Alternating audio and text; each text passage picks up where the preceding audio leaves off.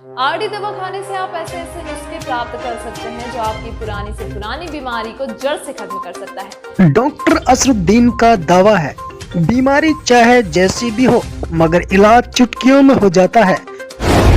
नमस्कार, आदाब, मैं हूं अनुष्का राय और आप देख रहे हैं मेवात आज तक पर दुनिया की बड़ी खबर। मुसलमानों के लिए खुशखबरी है। सऊदी अरब से आई बड़ी खबर आपको विस्तार से बताते हैं। पिछले साल कोरोना महामारी के कारण हज यात्रा टाल दी गई थी, मगर इस बार हज यात्रियों के लिए उम्मीद की किरण जगी है। लेकिन इस साल हज यात्रा पर जाने के लिए अकीदमंदों को कड़े नियमों से गुजरना होगा। कोरोना संक्रमण को नियंत्रित करने वाले देशों को इस बार हज यात्रा पर जाने की इजाजत दी गई है। इस बार 60,000 यात्री ही हज यात्रा कर पाएंगे। 18 साल से कम और 60 साल से ज्यादा उम्र वालों के जाने पर बंदिश कर दी गई है। हज यात्रियों को कोरोना काल में 10 कड़े नियमों का पालन भी करना होगा। सऊदी सरकार ने इस वर्ष भी सीमित हज कराने का ऐलान किया है। गत वर्षों में लगभग 70 लाख से ज्यादा यात्री हज के लिए जाते थे। अपने देश से करीब 2 लाख आजमीन हज यात्रा को जाते थे, लेकिन पिछले साल भारत की हज यात्रा रद्द कर दी गई थी।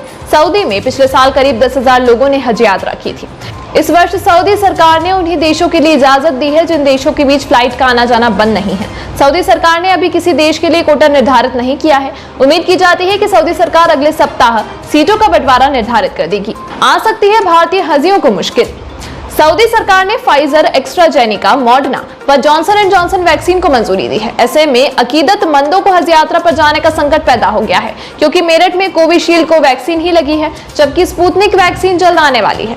रियायत नहीं मिली तो इस बार वैक्सीन के फेर में अकीदतमंद हज यात्रा से वंचित रह सकते हैं। हालांकि कोरोना संक्रमण को देखते हुए भारत के हज यात्रियों के लिए हज यात्रा की संभावना बहुत कम है। सऊदी सरकार ने अभी भारत के यात्रियों के लिए अपनी फ्लाइट शुरू नहीं की है। इस बार हज यात्रियों को वैक्सीन की 2 डोज लगाना अनिवार्य है।